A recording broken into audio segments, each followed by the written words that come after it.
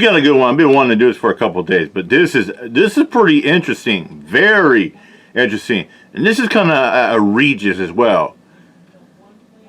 I got a friend that got the heart. I got a friend. She got the video as well, and she's gonna pop it up in the next couple of days. But it's unedited, unfiltered, and I can't wait for her to drop this. But anyway, let's get to this. Cops handcuff and detain a child over a bag of potato chips. Syracuse cops detained black child over a bag of potato chips. Basically, what the deal was this 8-year-old kid. I don't know if he did it on purpose or not, but I guess he stole a bag of potato chips, and a bag of chips probably were like what, a buck, not even that. And they made a big scene. And supposedly the guy was filming this. He was calling his cops out, calling accountability. And the guy was talking about, I think you'll hear in the video, was sitting there saying, I was like, man, just uncuff the chips. I was like, why do you got to handcuff and take him? Just take the cops off and I'll pay for the chips. I'll pay for it. What are y'all doing? What is y'all doing? Guess what I'm doing. Hey, he like a baby to me. Why you? Guess what I'm doing. I don't know what you doing. I just see you snatching him off the. No. So what's going on then? You're stealing stuff. If you break into your house, you steal something. Nah, man. What you saying? A bag of chips? So y'all treat me like a whole cold-blood killer? Keep walking, dude. You don't even know what you're Keep walking. I know what I just came up and see. I know I just came up and see. Okay, what did you see? I see y'all snatching him off the back like a grown-ass man. Ain't he saying it wasn't him? What is y'all doing? How old is he? What is y'all talking about, man? That's against the law. What is y'all doing? So you cannot put that. What is y'all doing? Take the chips. If he stole some chips, I'll pay for him. I'll pay for him. You don't even know where he lives. Y'all just throwing him in the car. That's what they do. They come here. What is y'all doing? Leave him alone. No camera. That's all we can do. He a kid. You know the problem as well is too. I fucking this makes my blood boil as well too. This person that's filming. I mean, the cops are treating this kid, a freaking 8-9-year-old kid, and not an adult, a freaking kid over a bag of chips. They're treating this kid like he's a grown adult, like he committed armed robbery, like stole a car. It's a bag of chips, for God's sake. This interaction by the Syracuse police lacked humanity, decency, and common respect for a child. Exactly. Okay? I got more information, and I want to give you the details as to what happened here, okay? But I do want to point out, when the officer saw a concerned citizen, that officer could have easily told the concerned citizen, okay, you're right. Can you talk to him? He needs a mentor. He needs someone to talk to. You're right. Let's have a conversation with this kid. I don't want to take him to jail. Here's what we can do. Okay? But instead, he wanted the concerned community citizen to become an enemy of the kid. He wanted the kid to be a villain. So he then creates a scenario that's not part of the record. What if he breaks into your home and steals your stuff? That's not part of the narrative here. We have no... No, that you hear that guy say, "Oh, you're stealing stuff. You're stealing. I'll beg a friend." Yeah, okay. You get people that's like, "Well, it doesn't matter. You steal what you steal." Like you had like. I remember one time that somebody was talking about saying, "What do you think?" I said, "What do you think is worse crime? Premeditated murder, or someone stealing a piece of bread?" And people say it doesn't matter. And people say, "Well, it's the same." I was like, "No, every crime is valued different. Like you can have cops, and some people say, 'Oh, it doesn't matter. A crime is a crime.' Okay, some people are going to say, 'Oh, jaywalking is the same thing as assault.' It's crazy out there." Information that this kid broke into somebody's home or committed some kind of home invasion and robbery. There's nothing on the record to suggest this. So the cop comes up with an extreme fictional narrative in order to turn a concerned community citizen against a black youth. Don't miss that, because it works for some people sometimes. Okay? All right.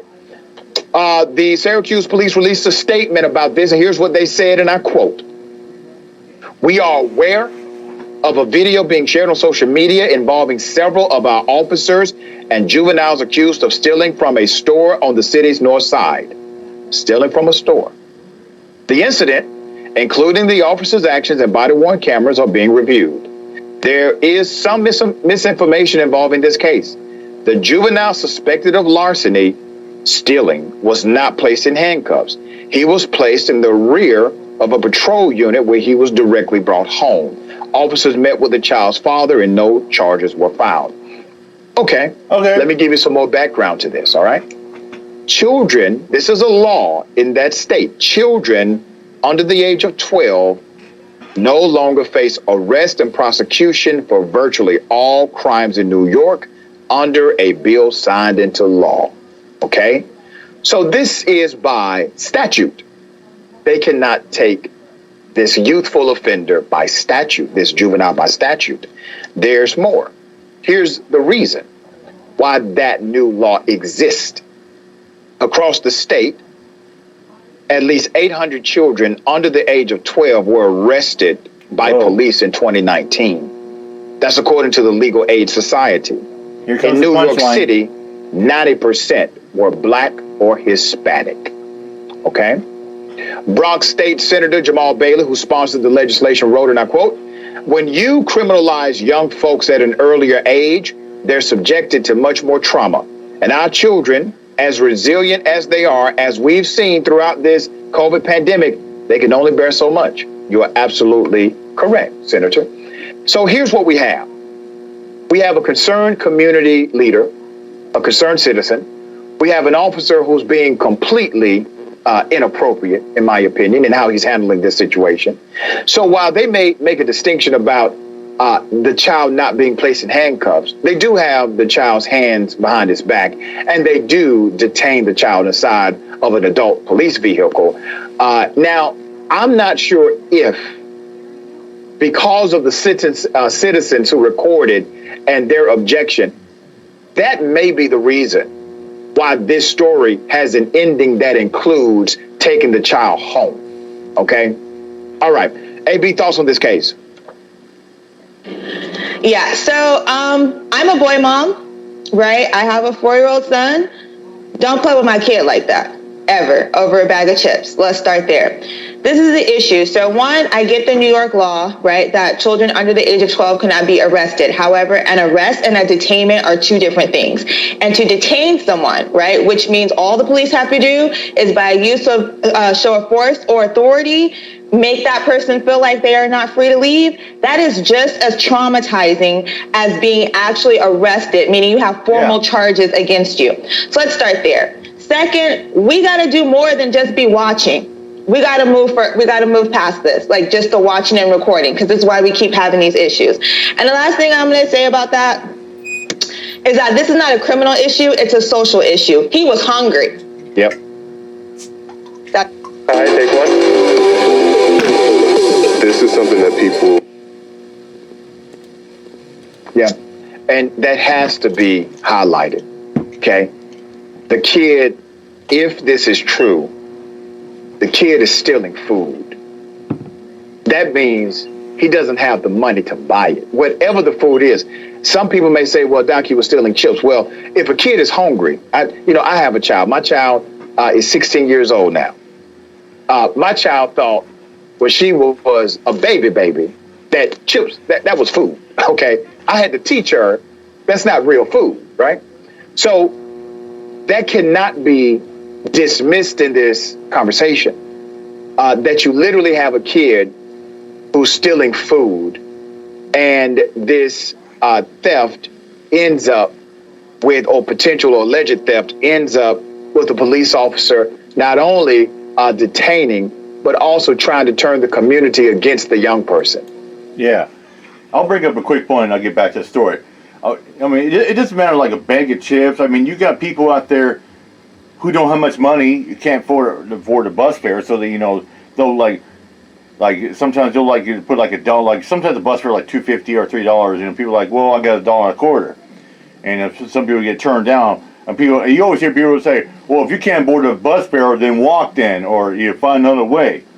Well, it's not everybody's fault that they can't afford it, because some people are hard on their luck. It's hard to get a job. Some people are homeless. I remember one time this woman came on the bus actually one time. I think she had like $1 some change, and the driver wouldn't let her on. Told her like, oh, $1 more. And I had like a regular Orca card, and I got my Orca Live card, and I still had like $7-8 on there. I told her I was going to give her some money. I told her like, man, I said here, here, I'll pay for it. The driver wouldn't let me in at all. He wouldn't let me pay for the lady's bus fare. I said, oh, he's going to pay for her. He's going to pay for herself. Like, no, I'm paying for the rest of her bus fare. Come on, bro, let me pay for it. He wouldn't let that. And I told her, and I was going to hand her my Orca. So I told him I was trying to flash my Orca card. And she looked at me and was like, well, she's like, what's that? I said, just use it. Tap that. I said, tap that damn card. Tap it. They'll pay your bus fare.